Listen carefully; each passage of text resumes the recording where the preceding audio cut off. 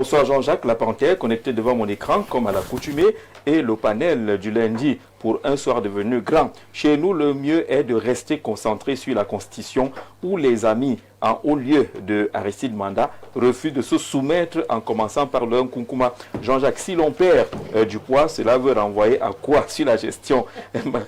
Jean-Jacques, hier nous jubilions des sanctions concernant l'opération Épervier où militent plusieurs hauts cadres du Grand Rassemblement à poser des crimes économiques. Malheureusement, avec le temps, on a vécu d'autres désagréments sur les plans financiers comme Covid, Cannes, ainsi de suite. Je n'oublie pas, Glencore, ce ramassis de tard démontre que le Koukouma ne fait plus peur dans une hyper, qu'est-ce qu'il dit, dans une hyper centralisation a tué le pouvoir judiciaire. Le nombre d'années en prison pour ces deux caciques était-ce un moyen de protéger le corps du délit? Massok Thomas qui pose cet ensemble de questions ce soir. Bonsoir notre emblématique Jean-Jacques Zé, merci. Bonsoir à tous les heureux panélistes du Grand Soir. L'opération Épervier qui dure déjà depuis des décennies sans résultat concret et visible n'est que du saupoudrage, du vernis et de la poudre aux yeux. Aussi aurais-je l'agréable occasion d'apporter beaucoup de détails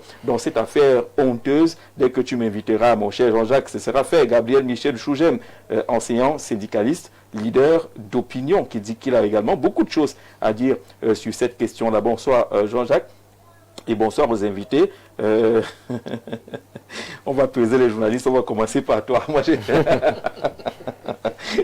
merci. Est-ce que moi je gère alors les affaires publiques? Si moi je mange bon héros comme tous les soirs, je prends quelques rondeurs, est-ce que cette machine-là ne va pas dire la vérité du tout sur cette question-là? Bonsoir Jean-Jacques et à tout le panel. Pour le cas du corps de M. Ekané, voilà, sur votre chaîne, lors de l'émission dominicale dimanche, il y a un panéliste qui a dit pourquoi le corps était encore détenu. Pour lui, au lieu que la demande de sa famille et ses avocats soit adressée au commissaire du gouvernement, elle avait été adressée plutôt au CED. Oui, on a compris maintenant, le commissaire du gouvernement était la seule autorité à lever les scellés sur le corps. Roger depuis Douala, merci pour ce complément d'information. Bonsoir. J'ai une discussion houleuse avec 4 de mes frères ici au village qui ont les hernies. Ils refusent d'aller se faire opérer, merci, sous prétexte qu'ils vont tomber impuissants. S'il vous plaît, aidez-moi avec Toto Plantel. Tu as tous les problèmes du côté d'Arcono. Alors, opération Épervier, 20 ans et toujours diverses interprétations. Et on a bien commencé avec Massok Thomas sur les interprétations. Maître Eyouk a également commencé. Maître Jean-Guy Zogo sur la question. 20 ans plus tard, Maître Raymond Chiazo, qu'est-ce qu'on retient? Il y a des libérations ou des gens qui ont retrouvé la liberté. Dans le fond, qu'est-ce qu'on retient après une vingtaine d'années? On retient que c'est une juridiction de droit commun que le président de la République a créée. Le TCS? Le TCS. C'est pas un tribunal spécial, non? Qu'il soit spécial, mais c'est une juridiction de droit commun. Puisque les derniers publics relèvent de ce domaine, avec plusieurs attentes du peuple. Parce que ce qui nous intéresse, ce sont les attentes du peuple. Mais très tôt, le peuple était déçu, moi avec déjà des orientations. Il faut déjà préciser que ce que nous allons dire aujourd'hui n'engage pas le fonctionnement du TCS parce que les magistrats sont formés, ont des qualités. Et c'est justement à ce titre qu'ils ont été nommés là-bas. Mais maintenant, pourquoi le peuple pense que le TCS marque le pas sur place? C'est la forte implication de la politique dans le fonctionnement du TCS.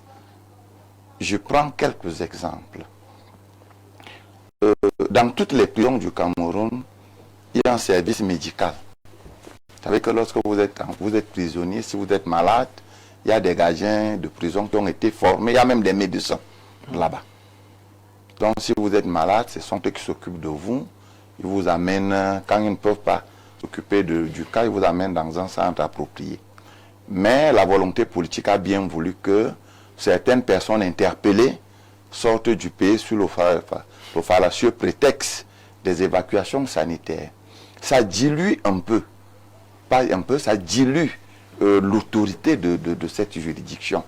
On peut se poser la question de savoir aujourd'hui où est passé le fils de M. Fotio, où est passé Noni Ephraim, qu'est-ce que et Simenyé, qu'est-ce que l'ancien ministre de l'eau, Atarakuna, est devenu? A-t-il remboursé? N'a-t-il pas remboursé? Mais vous savez la réponse à cette question. Non, attends, c'est ce qu'on dit. Moi, je n'ai pas vu de quittance de remboursement de l'argent de M. Atarakuna. Vous n'avez pas été là où la quittance est... Non, vous savez, je pose des questions que je vais répondre. Ce qui fait que, au vu de tout cela, c'est le premier élément qui discrédite un peu le TCS. Le deuxième élément, c'est que le président de la République semble être l'alpha et l'oméga. Parce qu'en réalité, il y a des structures étatiques qui doivent alimenter le TCS, le contrôle supérieur de l'État. Malheureusement, après que le contrôle supérieur de l'État ait fait son travail, le rapport est déposé sur la table du président de la République, qui décide de ce qu'il fait. Il juge des opportunités. Voilà. Maintenant, vous allez voir la CONAC, c'est presque la même procédure. Ça fait que le TCS, en réalité, a plus travaillé avec des dénonciations des tiers. Vous allez voir que dans une commune où 2 ou 3 conseillers ne sont pas d'accord de la gestion du maire ou bien veulent la place du maire, ils font des dénonciations. Ce n'est que presque dans ce cadre que le TCS trouve du travail. Alors que au niveau de la gestion de l'État, les détournements des deniers publics sont la chose la plus fréquente.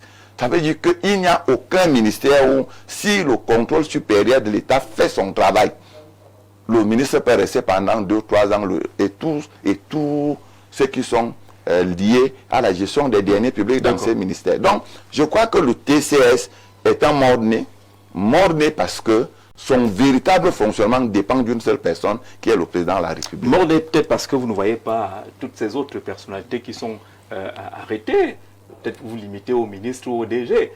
Si vous faites un tour dans les prisons aujourd'hui, Aristide Manda, vous trouverez qu'il y a de nombreux Camerounais qui ont été rattrapés par le tribunal criminel spécial, qui ne sont peut-être pas les VIP ou les super VIP qui font l'actualité. Mais selon Maître Chiazok, c'est une opération fortement politisée et qui est gérée par le chef de l'État. Et il gère cette opération-là en fonction de ses orientations. C'est ce qu'on retient de l'opération Épervier. Nous sommes tous égaux devant la loi. Ça, je pose le principe. Je voudrais, et là, ce n'est pas la flagornerie, très sincèrement, marquer mon appréciation face à l'heureuse initiative que le président de la République a prise de mettre sur pied une batterie de mesures, d'institutions et de mécanismes pour combattre la corruption, les prévaricateurs. Et il faut se dire qu'en cela, il a employé 2 leviers. Il a actionné sur 2 attitudes. Pendant très longtemps, il a sensibilisé en interpellant les prévaricateurs, les bandits entre guillemets à col blanc. C'est-à-dire qu'il y a eu une dimension éminemment pédagogique. C'est un père, c'est un leader, un dirigeant qui a un regard, une vision. Parce que tout ne doit pas être coercitif a priori. C'est-à-dire qu'il ne s'agit pas toujours de trancher les têtes. Parce que croyez-moi, c'est toujours dommage d'avoir des collaborateurs qui peuvent être appelés à connaître des difficultés, être en délicatesse avec la justice et peut-être être privés de liberté. Il y a la CONAC, il y a ce qu'on supplie au niveau de la présidence de la République, il y a un ministère, il y a la NIF, une pléthore d'institutions qui ne sont pas en contradiction, chacun avec une mission spécifique, mais avec pour effet, in fine, de limiter les dégâts, de sauvegarder la fortune publique, qui est notre fait commun. C'est les efforts conjugués des Camerounais. C'est pour ainsi dire notre butin, pour être prosaïque. Après moult appels, des dénonciations, comme vous le dites, c'est bien des constats qui ont été menés ça et là, et fort de notre appareil législatif. Parce qu'il faut se dire que l'article 184 de notre code pénal réprime déjà très gravement, très durement, les détournements des deniers. Tout ce qui est lié à la fortune publique et qui est à partir de 500, égal à 500 000 francs. Vous êtes condamné. Vous comprenez? C'est l'extrême. Vous êtes condamné à vie, c'est ça? Condamné à vie. Oui. Je ne veux pas dire à mort, je préfère dire à vie. C'est à vie. À vie. Vous voyez la dureté du législateur pour montrer combien le pays a attaché à sa fortune. et que celui qui en est le garant, il veille. Il faut le relever. Nous avons un corpus normatif clair, répressif, dur. Ça, c'est sans fantaisie. Aucune. Maintenant, à la faveur de ce qu'on a appelé l'opération Épervier en 2006, et vous avez bien compté, ça fait 20 ans, en 2011, le président de la République a créé le TCS pour durcir, pour mieux gérer. C'est-à-dire parce que c'était quelque chose de spécifique. En réalité, les juges ont toujours jugé ceux qui sont coupables. Ceux qui ont été reconnus coupables ont toujours été condamnés. Mais comme c'était une opération spécifique, où les Camerounais ont en horreur, et lui avec, parce que c'est quand même extrêmement gênant, ça il faut le dire, qu'on ne peut pas travailler et qu'une minorité s'arroge ou s'accapare la fortune nationale. Mais croyez-moi, c'est une opération extrêmement difficile qui est impartiale. Un procès abscon a été fait où on avait le sentiment que c'était à tête chercheuse. Je disais... Jusqu'à aujourd'hui encore, il y en a les Camerounais qui vous jugent c'est archi que faux. c'est une opération à tête C'est archi chercheuse. faux. J'ai quelqu'un que j'ai aimé profondément, que j'aime, parce que il m'a inoculé le savoir. Le professeur Gervais Mendozé. Vous le connaissez? Je ne sais pas s'il aussi est candidaté pour devenir président de la République. Je peux vous dire à titre personnel combien j'ai souffert dans ma peau de le voir interpellé. C'est pour vous montrer à quel point le président de la République, sur ce point de vue, n'a pas d'amis. Et que ceux qui pensent, qui prétendent, qui sont, encore que vous ne savez pas ce qui est en train de se faire en ce moment. Vous comprenez? Quand un shérif agit, c'est-à-dire c'est la justice qui est mise en mouvement. Donc je veux vous dire qu'il faut balayer d'un revers de la main. Ceux qui ont eu l'impression à un moment donné, après lorsqu'on ne trouve pas, on dit que c'est parce qu'il serait, c'est parce que c'est des choses qui n'ont aucun sens.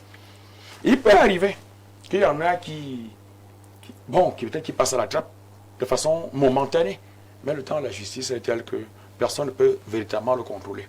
Ce qu'il convient de mettre en exergue, c'est qu'au-delà de ce caractère répressif, c'est qu'effectivement, on peut dresser un bilan.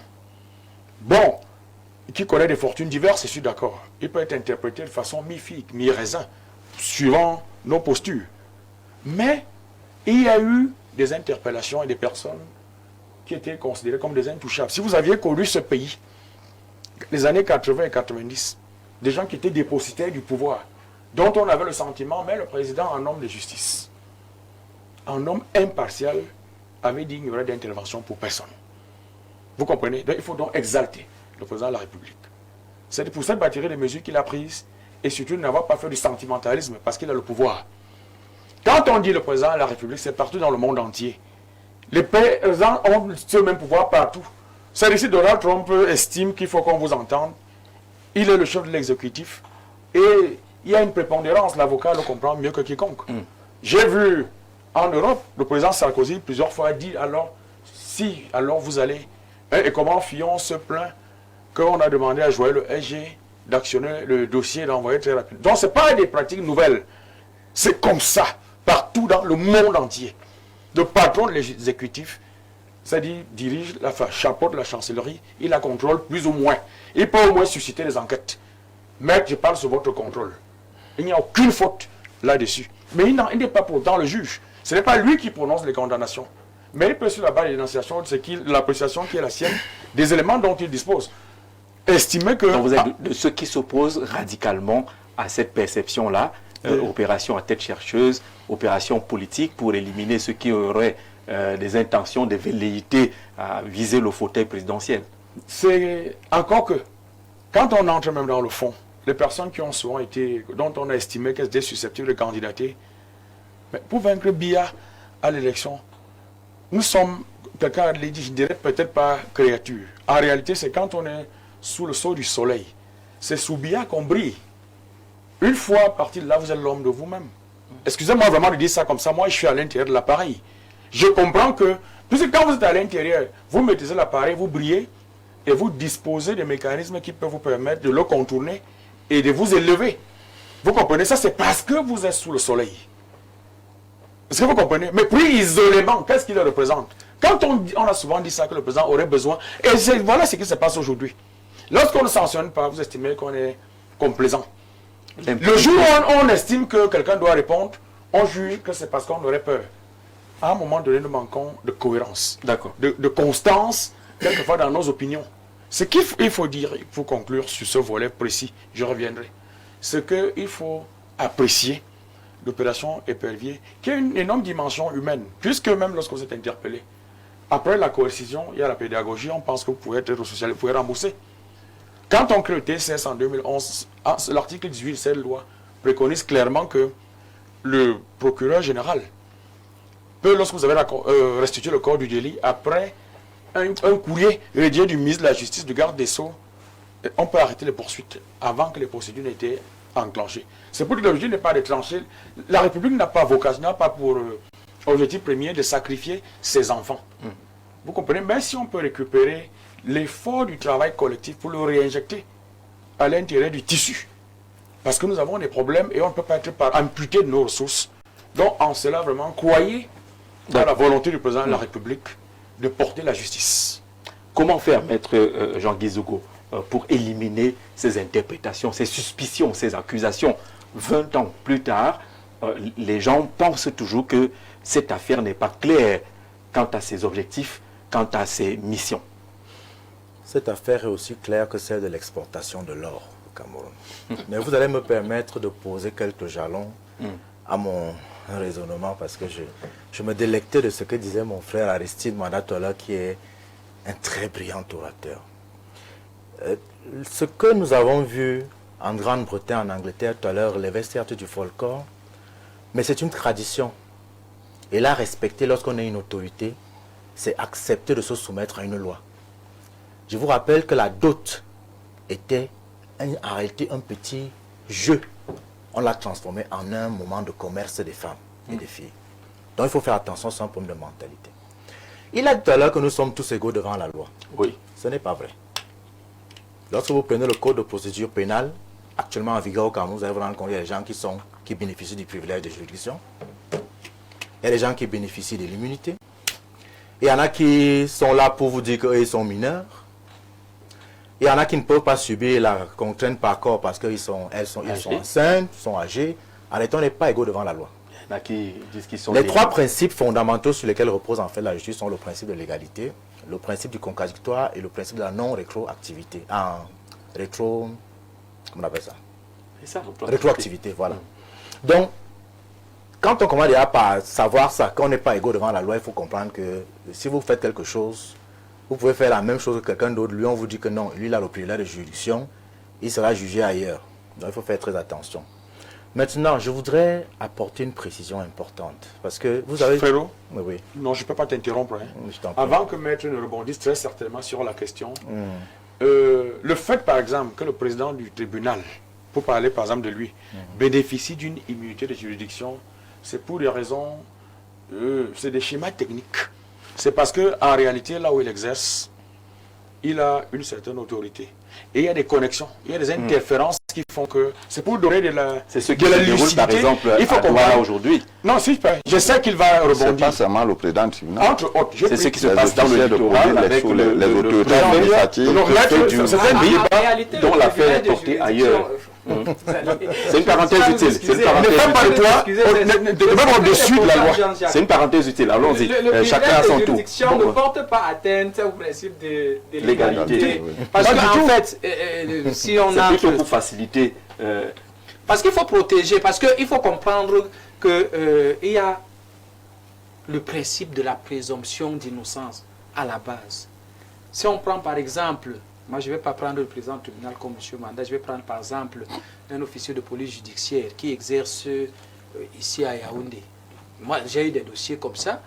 Bon, mais la loi, encore que lui-même il a relevé, la loi ne dit pas qu'il ne sera pas... Oui, la loi ne dit pas qu'il ne sera pas jugé. La loi dit que la présidente de la cour d'appel saisie par le procureur va désigner une juridiction autre que celle qui est là où il exerce. Oui. Et ça se comprend un peu parce que, imaginez que demain, qu'on poursuive un commissaire, ou bien, excusez-moi l'exemple, le DRPJ en plein Yaoundé, et demain on le déclare non coupable, ça va quand même fragiliser quelque peu. On l'affecte ailleurs. N'est-ce pas C'est une inégalité. son travail. Excuse-moi. Jean-Jacques Zé, Excuse-moi. Oui, allez-y. Ben. j'aime bien ces tours de précipitation intellectuelle auxquels c'est mes frères pour dire que nous sommes égaux devant la loi. Je suis péremptoire. Et c'est sous toutes les latitudes. Moi aussi. Nous ne sommes pas égaux devant la loi. Je suis désolé, le plusieurs de juridiction ne veut rien dire. C'est juste des mécanismes qui ont été mis en place pour protéger une caste de personnes.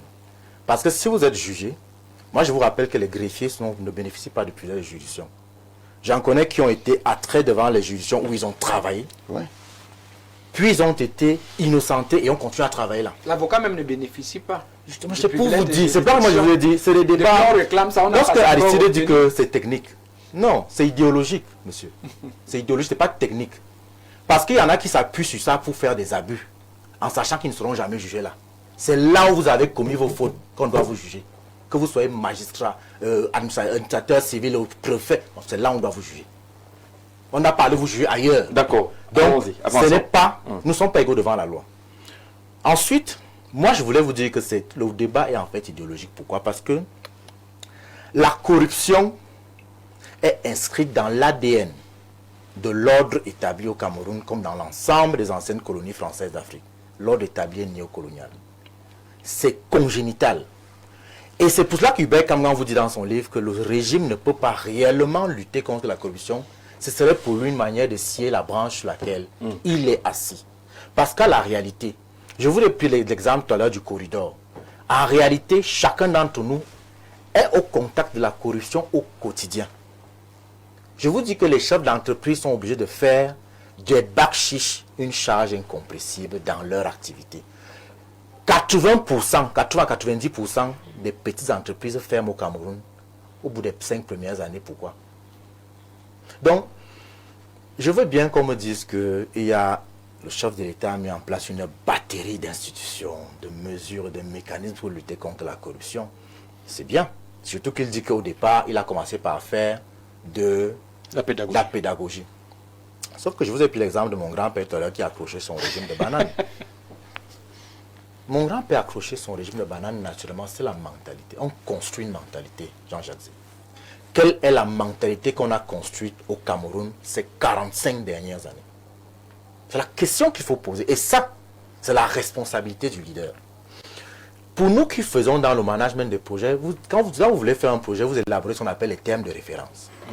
Généralement, les termes de référence ont des parties importantes telles que le contexte, la justification, les objectifs spécifiques, les résultats attendus. Quels étaient les termes de référence de l'opération Épervier? Et 20 ans plus tard, les résultats attendus ont-ils été atteints? Parce que là, on a moins de 20 milliards de francs qui ont été recouvrés. Même comme le président national n'a pas vu les quittances. Il aurait dû voir les quittances, c'est notre argent. Il a le droit de demander les quittances en tant que citoyen. Mais il y a plus de 450 milliards qui sont supposés avoir été détournés, qui n'ont jamais été recouvrés. 1, 2. Pourquoi est-ce qu'il y a des suspicions d'instrumentalisation politique de l'opération Épervier? Simplement parce que, et c'est important de le relever, il n'y a pas que le TCS qui est compétent pour juger les affaires de détournement des deniers publics, le tribunal de grande instance l'est également en matière criminelle.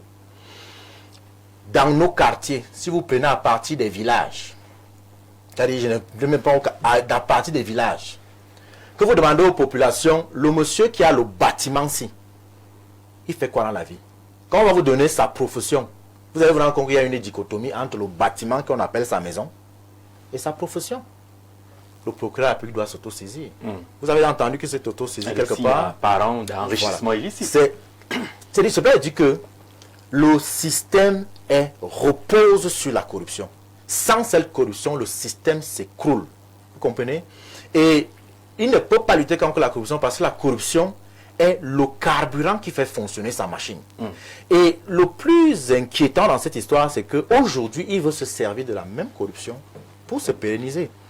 Quand on dit 20 ans, opération Épervier, 20 ans et toujours diverses interprétations. Le président de la République a été réélu à la faveur de l'élection du 12 octobre dernier. Depuis là, il a prononcé 4 discours. Et j'ai l'impression que les Camerounais ne suivent même pas bien ces discours. le discours du 6 novembre, qui est le discours inaugural de son septennat, il a évoqué 3 choses. La réforme institutionnelle. Ça veut dire que lui-même, il est conscient que le système a des institutions grippées. Et que si on ne les réforme pas, nous allons droit sur un mur. Il a évoqué l'importance de porter aux affaires les femmes et les jeunes. Parce qu'il est lui-même conscient de ce que, arrêtons, on ne devrait pas dire les femmes et les jeunes, on doit simplement dire les jeunes. Parce que parmi les jeunes, il y a les femmes. C'est la tranche de la population la plus importante et on se rend compte que si vous prenez les 100 premières personnalités de l'État du Cameroun, personne n'est jeune.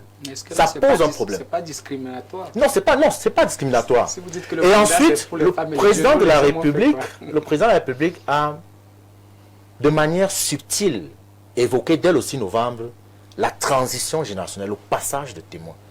Et lors de son discours du 31 décembre, il a fait exactement la même chose. Les 3 choses sont revenues.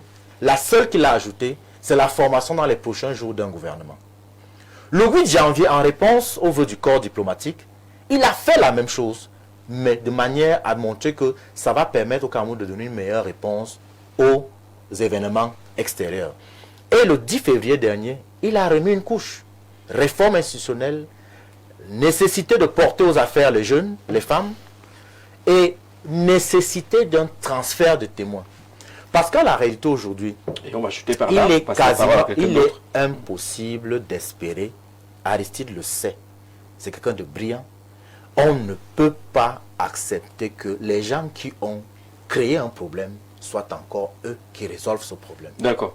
Aristide va revenir tout à l'heure sur ce que vous avez relevé en disant que la corruption est le socle, le carburant du régime actuel. Vous notez cela, Aristide. Maître Raymond Chiazok, Maître Youk d'abord, sur cette question de bilan. Est-ce qu'il est possible de lire un bilan de l'opération Épervier au-delà de 2 ou 3 personnes qui ont été arrêtées, 2 ou 3 qui ont été finalement libérées, 2 ou 3 qui ont retrouvé leur liberté parce qu'ils ont purgé leur peine? Alors Jean-Jacques, il faut savoir que lorsque l'opération Épervier a commencé, l'un des actes forts, comme M. Manda le disait tout à l'heure, c'était la création du tribunal criminel spécial. Et je vais m'intéresser à cette juridiction qui est au centre, n'est-ce pas, de la lutte contre la corruption et le détournement de deniers publics. Déjà, il faut relever et dire que le tribunal criminel spécial est une juridiction d'exception. Ce n'est pas une juridiction de droit commun. Et en tant que juridiction d'exception, c'est une juridiction qui est en mission. Et à la création du tribunal criminel spécial, il y a 3 missions qui ont été assignées. Ou alors, ce n'était pas officiellement, mais on lisait à travers la création 3 missions. Aristide l'a relevé tout à l'heure. La première mission, c'était une mission de pédagogie. C'est-à-dire qu'on voulait que l'existence, la création du tribunal criminel spécial puisse, n'est-ce pas, annoncer le ton, puisse, n'est-ce pas, dissuader, puisse empêcher que les détournements continuent. La deuxième mission est une mission de sanction et de répression. Et à travers cette mission-là, c'est là où le juge se prononce. On a, et ça il faut le savoir, le tribunal criminel, malgré que c'est le tribunal, il ne rend pas des jugements. C'est l'un des signes qui fait que ce soit un tribunal spécial. Il rend des arrêts et les voies de recours ne sont que le pourvoi en cassation devant la Cour suprême. Tout à fait. Et donc, cette mission-là est essentiellement gérée par les magistrats, les hauts magistrats. Quelqu'un l'a dit si bien tout à l'heure, il n'est pas question de remettre en cause leurs compétences sur ce plateau parce qu'ils le sont, j'en connais beaucoup, avec les dossiers que j'ai, que ce soit au niveau de l'information judiciaire ou de la juridiction de jugement, ils sont calés. L'autre mission qui était assignée au tribunal criminel spécial, c'est une mission de recouvrement, c'est-à-dire essayer de rétablir l'État dans son droit. Et je pense que c'est dans ces 2 dernières missions que le problème se pose. Si vous prenez la mission de sanction et de répression, vous allez vous rendre compte qu'il y a des décisions qui sont rendues. Et lorsque ces décisions sont rendues, elles doivent être exécutées parce qu'une décision de justice, en fait, n'a de valeur que dans l'exécution. Je vais vous prendre un exemple simple. Si vous regardez au niveau de nos prisons, parce que on regarde souvent le tribunal, on regarde les magistrats, mais on oublie l'administration pénitentiaire. Vous allez vous rendre compte, Jean-Jacques et moi, j'ai vu plusieurs personnes condamnées purgeant leur peine, mais se promenant dehors et rentrant le soir dormir, n'est-ce pas, à la prison. Oui. Certains prenant des logements dans des hôpitaux avec des certificats médicaux, d'autres organisant des mariages ou des anniversaires. Est-ce qu'on devrait normalement, je ne dis pas qu'on doit, dans la sanction ou dans l'exécution de la peine, enlever le côté humain, mais est-ce que ces privilèges-là devaient être réservés à une personne qui a été condamnée, par exemple, à 20 ans, 25 ans de prison? Vous avez suivi Emmanuel Gérard Odondo, saluer le président de la République, qui a organisé de la meilleure des façons possibles les obsèques de sa maman. Il a remercié pour ce privilège. Bon, voilà. Donc, il y a ce problème-là. Vous pensez que quelqu'un qui est à l'extérieur, qui a ces informations-là, qui sait qu'une fois, et quelqu'un l'a relevé tout à l'heure, en prison même, on a aménagé des prisons VIP. Avec climatisation. On vous dit même qu'il y a des gens, des prisons ou des cellules où il y a la clim, il y a la télé, et on a des visites des filles. Des jolies filles. C'est pas quelque chose de bien que cela renvoie. Avec une pédagogie à l'envers. Voilà. On peut y aller, au niveau on ne perd pas grand-chose. De l'opinion. Lorsqu'on est en prison, il faudrait qu'on subisse les déshydratats de la prison. Une fois de plus, nous ne sommes pas égaux. Voilà, ça, c'est deux. Et si vous prenez l'autre angle, qui est la mission de recouvrement, quelqu'un l'a dit tout à l'heure, moi je n'ai pas les chiffres. Je pense qu'il y a aussi un autre problème à ce niveau, parce que lorsque les décisions sont rendues, j'ai essayé de regarder dans certains des dossiers. Vous savez, lorsque les gens détournent, ils sont intelligents de nos jours. Parce qu'en fait, ceux qui détournent essaient de réajuster leurs mécanismes en fonction même de la lutte contre la corruption et les détournements qui est en train de se passer. J'ai été invité dans un dossier, je ne vais pas donner le nom, pour travailler dans ce dossier-là. Et je m'étais rendu compte, ce dossier, le monsieur avait environ 15 à 20 titres fonciers. Et à l'examen, seulement 15 sur 20, non, 5 sur 20 étaient en son nom. Les autres 15 étaient au nom de 2 ou 3 de ses enfants. Mais lorsque tu voyais la situation géographique de ces immeubles, tu pouvais, n'est-ce pas, comprendre que ces enfants ne pouvaient jamais acquérir des parcelles, des immeubles à ces endroits-là. Et lorsqu'on rend la décision, Jean-Jacques, le problème, ce n'est pas de rendre la décision. Est-ce que le ministère public suit vraiment, n'est-ce pas, le recouvrement des amendes, des dépenses et des dommages et intérêts qui sont prononcés au profit de l'État? Et c'est là où le problème se pose. Parce que moi, je pense qu'il faudrait peut-être qu'au niveau du parquet, qu'on puisse organiser le parquet de sorte qu'on puisse suivre. Je le disais une fois sur ce plateau, l'une des choses qui nous manque au Cameroun, c'est le juge de l'exécution des peines. Nécessairement, il nous faut un juge de l'exécution des peines pour essayer de suivre, n'est-ce pas, l'exécution des décisions de justice lorsque ces décisions-là sont rendues. Merci pour ces données purement techniques. Aristide Manda, avant de passer la parole à Maître Moshe Azok, Maître Jean Gizogo est convaincu que dans cette affaire-là, il y a le socle du régime actuel qui s'appelle corruption, et que s'attaquer à la corruption, c'est faire le procès de ce régime-là. C'est un régime qui se met en procès lui-même. D'abord, il n'est même pas possible de nier que la corruption a abondamment gangréné notre régime. Parce que le président de la République lui-même en a dressé le constat. Les institutions à l'international nous ont épinglés. Et nous-mêmes, au quotidien, nous sommes confrontés face à cette piteuse réalité. En revanche, je ne saurais partager ce qu'il dit dans sa quintessence entière. Parce que quand il parle de l'essence, c'est que nous serions un constant. C'est-à-dire nous ne pouvons pas à la fois prétendre lutter contre un phénomène dont nous reconnaissons lui-même qu'il gangrène notre système et estimer qu'il nous nourrit. Je crois qu'il fait un peu d'hyperbole sur le coup. Je voudrais exhorter mon frère à un peu plus de subtilité ou de retenue.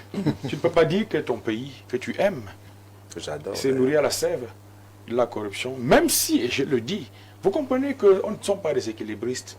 Nous essayons d'être quand même assez structurés et pertinents lorsque nous prenons la parole. Parce que j'aime à le dire, ceux qui nous écoutent doivent continuer de nous trouver audibles. Nous les respectons, alors on ne vient pas faire le déni. Cependant, je peux vous dire que si à un moment donné ça a été une réalité, de moins en moins, on assiste à des grossièretés. Parce que parfois, les gens ne sont pas informés vraiment de ce qui se fait. Lorsque vous approchez ceux qui sont à responsabilité en ce moment, vous vous rendez compte que ce n'est pas pour en faire l'apologie. Encore moins à Telakou. Tous ne sont pas aussi piètres. Vous verrez qu'il y a des gens qui ont à cœur de servir leur pays, qui œuvrent au quotidien pour que nous avancions. Et en cela, en dépit des constats qu'on peut dresser malheureux à bien des égards sur des plans précis, il y a des avancées notables. Le Cameroun évolue, c'est une marche inexorable vers son progrès. Domaine par domaine. Vous verrez que, contrairement à ce qu'on a dit, il y a sont de mauvaise foi. Vous comprenez, on les comprend parce que aussi, quand on est à l'extérieur, on aspire à diriger, je leur dis souvent que prenons ailleurs. Croyez-vous que tous ceux qui ont eu à faire des promesses de campagne, lorsqu'ils étaient dans l'opposition, quand ils sont arrivés, il y a peut-être un effet d'annonce. Il y en a qui créent le buzz, mais fondamentalement, quelle est la plus-value par rapport à l'avancée? Les réalités sont plus complexes. Donc, croyez que c'est ce que je voudrais que nos frères, nos compatriotes qui nous ont donné un mandat supplémentaire de 7 ans et qui, sans doute, au terme de cette année, vont nous permettre de conforter notre majorité. Je voudrais qu'ils sachent que les dénonciations qui sont faites, personne ne peut acclamer. Nous ne pouvons pas applaudir. Par exemple, quand on décrit le corridor Douala-N'Djamena, c'est quand même le tissu économique qui est gangréné. Mais je sais aussi que nous avons un ministre des Transports qui œuvre tous les jours pour limiter, autant que faire se peut, les phénomènes de corruption, pour fluidifier le parcours. Vous comprenez? Ce n'est pas parce qu'il est camarade RDPC. Je vous le dis, le faire parce que je sais ce que fait le ministre. Ces pays-là qui sont alimentés par le corridor, ils menacent d'aller chercher d'autres voies ailleurs. Et vous voyez que c'est nous qui serions perdants. Absolument. Et si vous êtes dirigeant et que vous n'êtes pas en capacité de solutionner, et que vous laissez prospérer perdurer de tels fléaux, c'est que vous n'aimez pas votre pays. Donc, il y a un travail qui est fait. Les chiffres, les syndicats ont dénoncé, les transporteurs se plaignent, mais à mesure qu'ils se plaignent, on adresse les problématiques, on travaille. Nous devons continuer dans cette lancée pour conforter l'embellie. Mais je ne suis pas d'accord avec mon frère qui estime qu'il est trop alarmiste et il tire à boule, à balles réelles. Non, c'est pas... Vous comprenez, on a un plateau tranquille, restons responsables. C'est tranquille. Et disons que ce qui se fait mérite aussi d'être exalté. Il faut saluer. Alors c'est bien fait. Tout n'est pas parfait, mais il y a un travail qui est fait. Sur ce qui est fait, on va remercier le citoyen Sop Amin Fouedje qui nous propose quelques éléments chiffrés. L'Agence nationale d'investigation financière ANIF a identifié près de 1700 milliards de francs CFA de flux financiers suspects en 2023, une hausse de 180%. En outre, le préjudice financier lié à la corruption a été estimé à plus de 4 milliards de francs CFA en 2024. Et si on dit 4 milliards, ça veut dire qu'il y a eu une baisse par rapport à 2023, une baisse spectaculaire de 96%. Par rapport aux 114 milliards qui étaient déclarés en 2023 et qu'en 2024, on ne parle que de 4 milliards de francs CFA. Il ajoute que, cependant, grâce aux décisions du tribunal criminel spécial et à l'action de la Société de recouvrement des créances, l'État n'a pu récupérer que 8 milliards de francs CFA en 2024. Mais au moins, on note une baisse drastique des chiffres entre 2023 et 2024 et probablement 2025. Il y a donc une action qui est quand même assez porteuse, Maître Chiazo. Non, là, il y a une action qui est assez porteuse. Le problème ici, ce n'est pas le TCS le problème. Ça, je l'ai d'abord dit. Je prends un exemple simple. Lors de l'organisation de la CAN on vous a donné des chiffres réels avec des responsables qui n'ont pas respecté le cahier de charges, où on a sorti l'argent plusieurs fois. Qui doit référer l'affaire au TCS? Est-ce que cela a été fait? L'agent du Covid-Gate, la Chambre de compte a donné un rapport clair avec des responsables qui étaient impliqués dans des détournements ou non. Est-ce que le dossier a même touché les portes du TCS? Le problème ici n'est pas l'organisation interne du TCS. C'est la volonté politique le problème. Voilà. Ça, c'est ce que je dis. C'est la volonté politique. Parce que tout à l'heure, mon frère de l'UPA vous disait que nous ne sommes pas égaux devant la loi. Et c'est vrai. Parce que lorsqu'il faut porter plainte à un sous-préfet, je prends un exemple de Yaoundé 5, on va peut-être dire qu'on envoie ça dans l'Oignon Infoumou. Oui. Oignon Infoumou, ça ne va pas tenir parce que le procureur général a une parole. Parce qu'il faut que les gens retiennent que le procureur de la République, comme le procureur général, ont ce pouvoir de faire des classés sans suite. Bien sûr. Ça, c'est un pouvoir qui leur revient. Alors, et vous C'est pour ça que nous passons souvent par voie de citation. justement, et vous savez Mais que... moi, j'ai été dans un dossier, on a condamné un sous-préfet comment on appelle, Balmayo, je ne vais pas donner le nom. Mais la procédure a été suivie jusqu'à sa condamnation. Oui, justement, ça c'est une exception. Mais je dis donc que si les Camerounais ont un sentiment de déception vis-à-vis du TCS, ce n'est pas le travail du TCS lui-même. En effet. En effet, ce n'est pas ça le problème. Le problème, c'est la grande influence du politique sur le TCS. Vous allez voir tout à l'heure que quand vous avez posé la question à M. Manda, il a évité de vous parler du TCS. Il allait vous parler du nouveau mandat qu'ils ont eu. Ils ont toujours une expression. En cours, nous évoluons. Nous sommes sur qu'est-ce que le TCS. Frérot, il me semble avoir été très précis sur la question du TCS, après en avoir défini le fondement. Après avoir dit, j'ai même parlé des écueils, j'ai parlé des limites, je vous ai montré les condamnations, j'ai reconnu un certain nombre de faits ayant trait à la corruption. Mais lorsqu'il a posé la question sur ce qui se fait, par exemple, par rapport à la corruption, c'est une question spécifique, une parenthèse, à laquelle, naturellement, j'ai apporté une réponse. D'accord. M. Chazok maintient que c'est l'influence du politique qui ne permet pas à l'opération épervée et autres de porter des fruits palpables au niveau de l'opinion. Je voudrais même ajouter, prenez les 2 derniers mandats du président de la République. Regardez les dossiers qui sont partis de toutes les institutions, la NIF, le COMSUP, la CONAC. Combien de dossiers sont entrés au TCS? Pourtant, les cas de détournement sont légion. Là encore, c'est parce que peut-être la justice n'a pas vocation à être très diserte. Est-ce que vous savez que non, vous n'allez pas m'interrompre à tout. Non, les gens, ils sont... Non, là, sur le propositoire, les gens sont entendus systématiquement. Au moment où je vous parle, vous ne pouvez pas imaginer le stade, le degré d'avancement des enquêtes. Combien de... Peut-être vous... Je l'ai dit tantôt. Il y a de nombreux Camerounais qui sont... Je m'excuse vraiment de t'avoir encore une fois dit. Voilà. En réalité, le problème, Jean-Jacques, et puis M. Mandal... Vraiment 30 secondes, sinon... Oui, juste 30 secondes, c'est que, en réalité, sur ce qui est fait, il n'y a pas la médiatisation.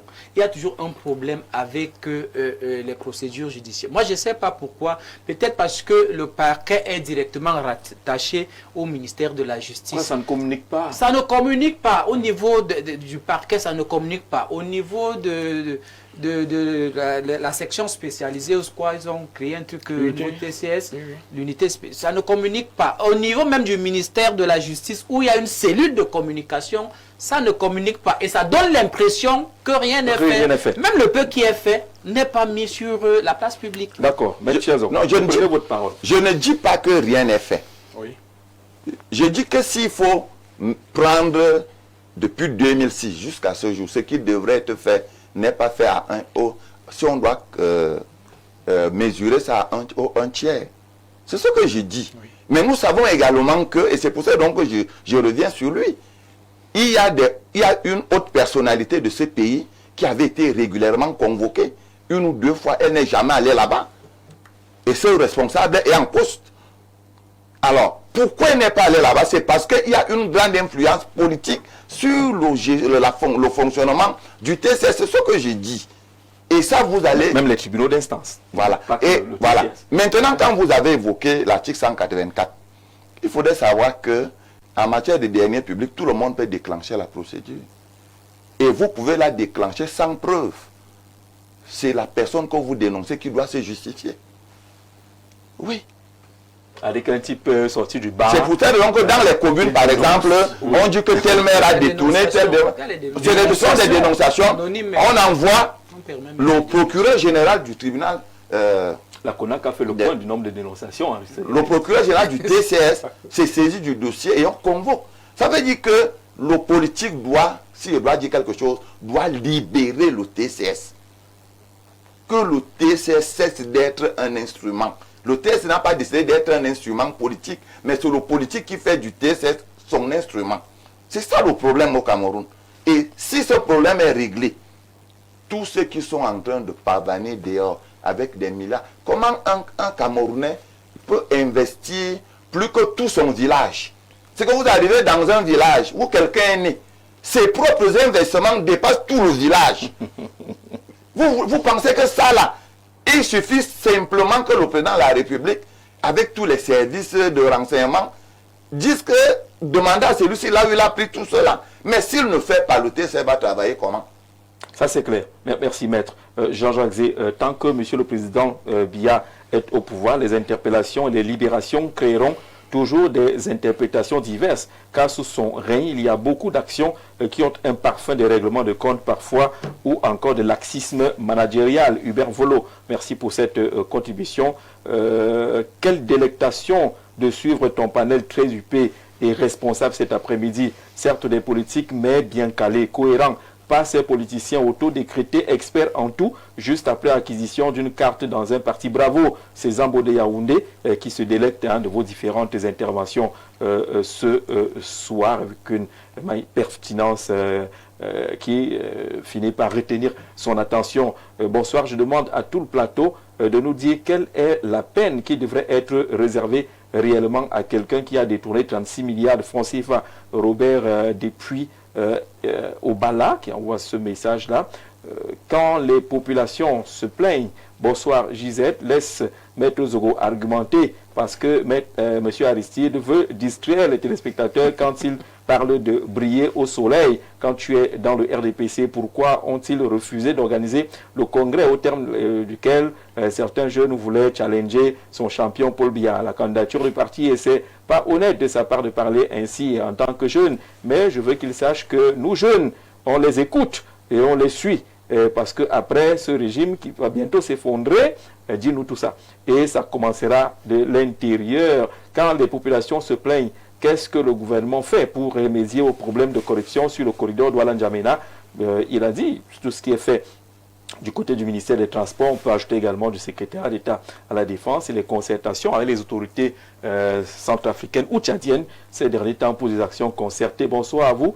J'aimerais vous poser une question. Tu as écrit long comme ça là, mon frère. Qui va lire tout ça?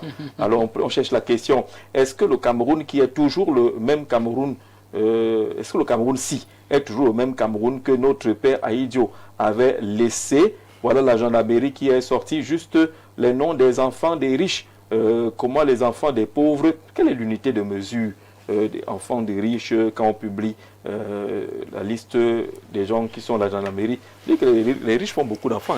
Hein. Si on voit tous les effectifs de la gendarmerie. Concernant l'opération Épervier, il y a un manque d'impartialité et l'utilisation à des fins politiques. La sélectivité dans les poursuites judiciaires, le manque de transparence, la corruption persistante, l'absence de réformes structurelles, l'utilisation comme outil de répression politique, la perception que l'opération Épervier est plus un outil de contrôle politique qu'une véritable lutte contre la corruption. C'est Jean-Paul Paille de Mecoq. Merci pour cette contribution. On va prendre un ou deux autres messages très rapidement. Bonsoir.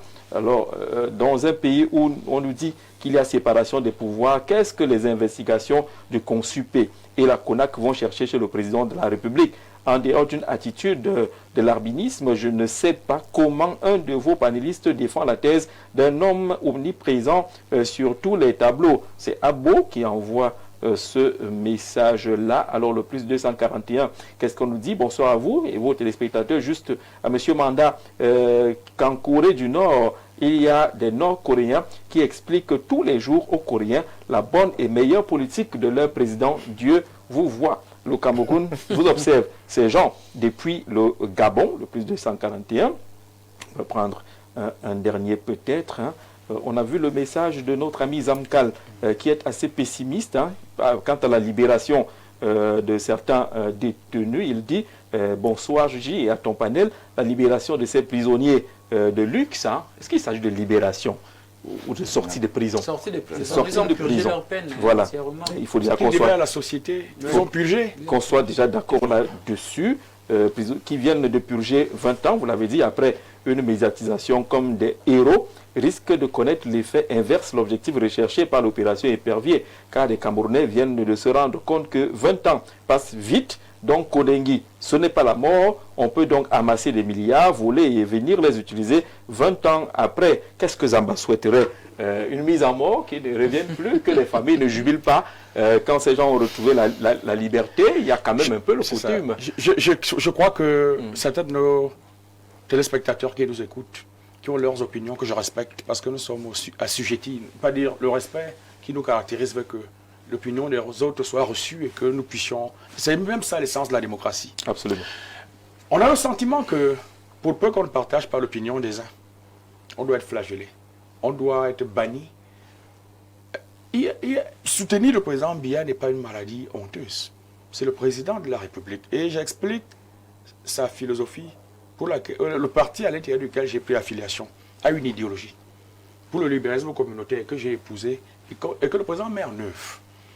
Maintenant, on a une opposition et le peuple a sanctionné. Toutefois, ils ont un droit de regard. Ils sont comme un shadow cabinet. Ils doivent à chaque fois essayer de suggérer, et moi je voudrais les rassurer, que nous les écoutons. Si vous suivez bien la tonalité du président, je suis bien obligé d'en parler, puisqu'il nous a interpellés. Le président est à l'écoute, il est empathique. Vous voyez qu'il est conscient des défis qui nous interpellent. On a des enjeux qui ont trait à l'émergence. Il y a des difficultés et la souffrance. Mais de là à estimer que nous autres, nous devons donc disparaître au motif que nous ne partageons pas leur opinion. Le président Biya est là. Après lui, il y aura un ordre que nous allons respecter. Il y a le caractère républicain. Et pourquoi tu vas avoir le sentiment qu'on va refaire... Ça ne va pas être ex nihilo. C'est les Camerounais qui seront là, qui vont toujours diriger après Biya. Mais nous qui le soutenons, qu'on ne nous empêche pas de lui apporter notre caution. Pourquoi ça pose problème? Ce n'est pas une question d'âge, c'est un rapport d'idéologie. Parce qu'ils font des petits calculs, et qui, encore que depuis qu'ils disent qu'il ne sera plus là, Dieu leur administre un cinglant revers. Il est d'une longévité exceptionnelle que moi j'exalte. Et en Afrique même, on ne souhaite pas la fin de l'autre. Rappelez chaque fois, comme une épée de Damoclès, qu'il ne sera bientôt plus là. Qu'est-ce que ça veut dire? Est-ce que humainement c'est même admissible quand on a du bon sens? Est-ce que c'est conforme, comme je l'ai dit tantôt, à notre anthropologie? On sait que, pourquoi vous ne pensez pas que nous autres, donc vous pensez que celui qui arrivera n'aura pas Dieu pour nous, que le travail que nous faisons passe inaperçu, que nous ne serons pas visibles? Nous assumons notre choix, et ce n'est pas une affaire d'âge, c'est un rapport d'idéologie. On va accorder 1 minute à chacun. Bonsoir, M. Georges Axé, et à ton panel. Très belle émission, surtout dans l'aspect pédagogique. Tes invités donnent une envie folle de les écouter. Je vous en remercie. J'aimerais savoir quel est l'article du Code pénal, c'est le CPP, c'est le Code pénal, qui parle de privilèges de juridiction et sommet vitrice depuis Nkonsamba. Il a bien parlé de la valeur pédagogique de ce programme. Si vous avez une réponse, n'hésitez pas. Je n'ai pas l'article, mais dans les 500, sur le 500 privilège de juridiction. 500 poussières du Code de procédure pénale. C'est dans le Code de procédure pénale et non dans le Code pénal. Voilà, il a dit ça, hein, Code de procédure pénale, c'est noté. Bonsoir le panel, juste pour dire à propos de ce thème que depuis le lancement de cette opération, le RDPC ne tient plus de congrès, faute de moyens, parce que les gens refusent de puiser et après être poursuivis. Jean-Paul depuis Ngaoundéré. Parce que dans l'épisode de l'opération Épervier, on a une minute chacun, on a quand même entendu des gens à la barre dire qu'ils n'ont pas détourné et qu'ils ont investi pour les activités du parti. Certaines activités également de la présidence de la République. Le secrétaire général Joseph Charles Nouba à l'époque avait rappelé qu'on n'a envoyé personne aller prendre l'argent dans les caisses de leur société pour financer le parti. Il y a cet aspect parmi les interprétations qui arrivent, que c'est des pauvres victimes de la malchance. Ceux qui sont interpellés, qui sont que des malchanceux. Je voudrais déjà exalter le propos de mon frère Aristide Manda, qui a dit tout à l'heure que le prochain président de la République après Paul Biya aura leur respect. Et je voudrais le rassurer que je me réjouis de savoir que j'aurai son respect. Ah, vous êtes le prochain président de la Je suis République. le prochain. Ouais, gars. Ensuite, Enregistrez je bien voudrais l'émission, enregistrez bien l'émission. néanmoins- Il faut archiver. Il faut archiver. Je voudrais néanmoins attirer l'attention des téléspectateurs et des téléauditeurs, des téléinternautes sur quelque chose que nous avons passé quasiment sous silence tout au long de cette émission. Derrière les détournements de fonds publics, il y a les victimes, des familles. Tout à l'heure, Aristide a cité le professeur Gervais Mendoza. C'était un brillant intellectuel. Je le lui accorde. Mais moi, je suis une victime de sa mauvaise gestion de la CRTV Aristide. J'ai dû arrêter mes études. Je suis le fils de Nyassa Manga qui a travaillé à la CRTV et je pense que ceux qui connaissent le dossier, qui est passé à un certain niveau, oui. Je suis une victime du professeur Gervais Mendoza. Alors, on n'aura Donc, pas... c'est pour dire on quoi? aura, sinon, chacun va venir C'est avec pour son dire quoi? dossier Non, pour je voudrais lequel que- les victimes. je voudrais qu'on se comprenne. Non, non, et là, attention. on n'aura pas de contradictoire, Non, ça va être un Jean-Jacques, problème. non, Jean-Jacques Zéphane, Alors, dites de façon je veux- globale qu'il y a non, des je veux qu'on victimes. se comprenne. Je veux qu'on se comprenne. Justement, il faut qu'on se comprenne. Je veux qu'on se comprenne. Oui.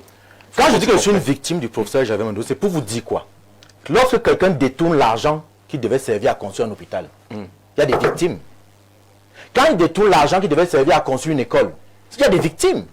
Quand vous devez détourner l'argent qui devait servir à construire une route, On est d'accord il y a des là-dessus. victimes. Voilà, et Oui. ces victimes-là, le problème c'est que, comme on est à la télévision, on en parle comme si on parlait d'une chimère.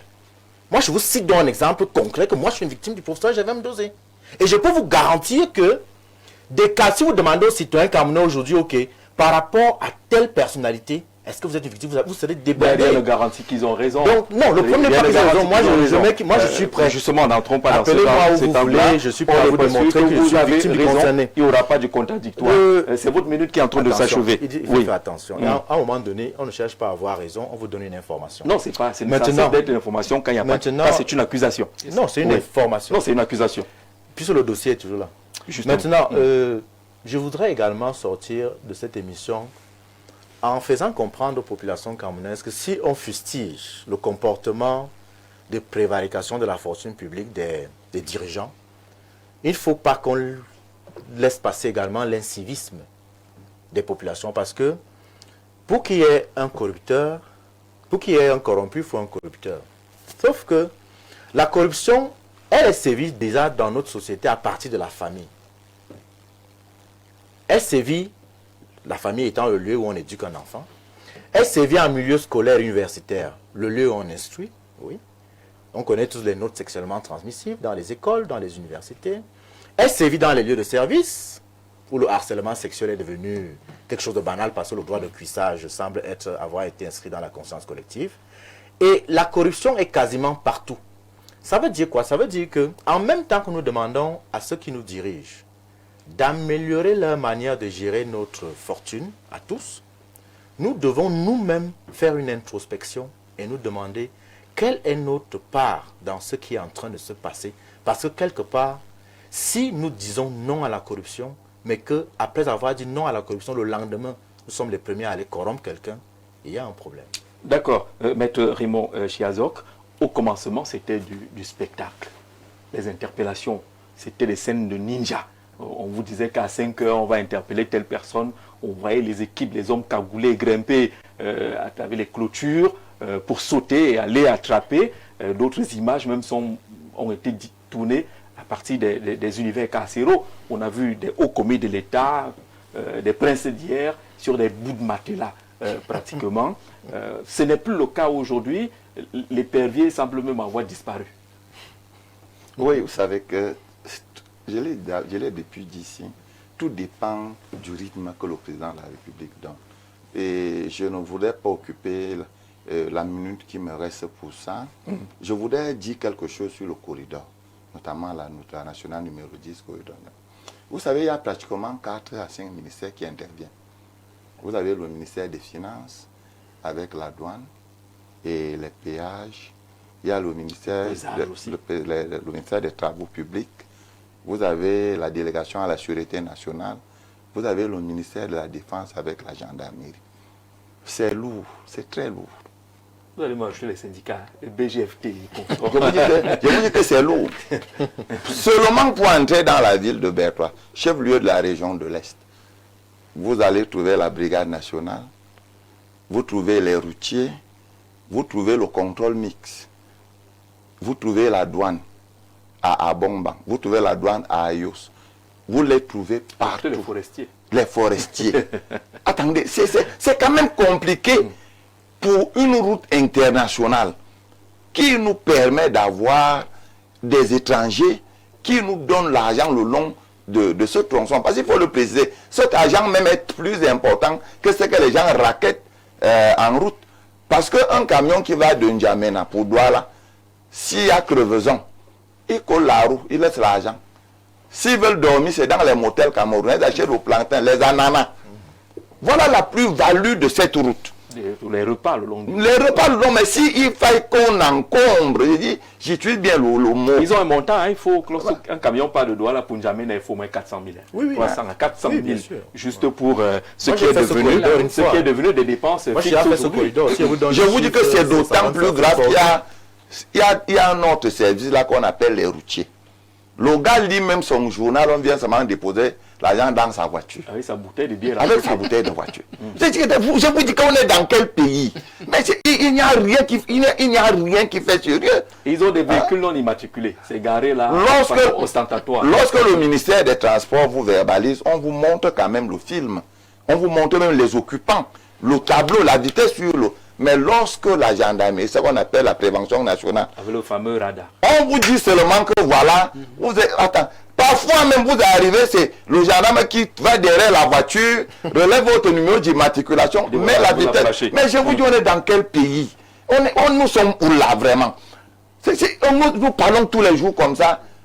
Le CED nous suit, le ministère de la Défense nous suit, le délégat de la Sûreté nationale, tout cela nous écoute, mais rien ne change sur le terrain. Rapidement, maître, pendant que Youd Kenji est en train de s'installer pour le journal de 19h en anglais tout à l'heure, est-ce que l'épervier mérite encore d'exister sous cette forme? Jean-Jacques, j'ai l'impression que l'épervier a pris un peu du plomb dans l'aile. C'est mon impression. En passant, je voudrais préciser aux téléspectateurs que c'est l'article 629 du Code de procédure pénale parlant du privilège de juridiction. 629 du Code de procédure pénale. Voilà, Konsamba, c'est bon. Donc j'ai l'impression que l'épervier a pris du plomb dans l'aile. Il faut savoir que c'était, comme je le disais à l'entrée, c'est avec beaucoup d'espoir qu'on a accueilli, n'est-ce pas, la lutte contre les détournements des deniers publics. Mais j'ai constaté, Jean-Jacques, au niveau... Parce que ce qu'il faut savoir, c'est que la lutte contre les détournements des deniers publics n'est pas le seul apanage, n'est-ce pas, du tribunal criminel spécial. Mais je me suis rendu compte que je ne sais pas qu'est-ce qui s'est passé. Les dossiers de détournement des deniers publics ont carrément disparu au niveau des juridictions de droit commun. Pourtant, compétence ne leur a pas été retirée. Pourtant, cette compétence n'a pas été retirée. Oui. Ça veut dire donc qu'en dehors de ces gros chiffres qu'on rattache à ces personnalités, il y a des détournements qui se passent en bas, mais peut-être qui passent inaperçus. On va certainement voir des avantages au niveau des salaires dont les gens bénéficient au quotidien.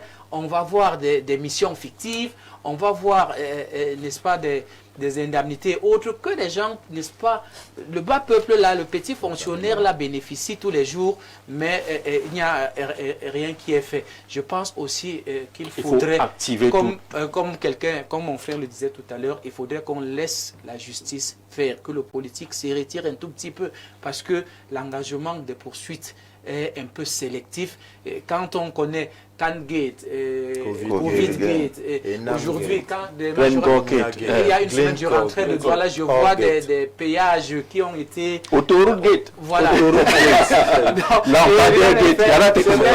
Manado disait tout à l'heure que peut-être il est plus avancé dans l'information que nous, qui a des enquêtes et autres qui sont menées, mais ça prend du temps et on a l'impression que rien n'est fait. Merci à vous d'être venus, messieurs. Merci aux téléspectateurs qui ont témoigné de votre pertinence pendant ce programme. Juste derrière nous, Youd Kenji, j'aime l'appeler Youd, va s'installer pour le journal en anglais comme tous les 19h. Merci de rester fidèle au programme d'Info Télévision.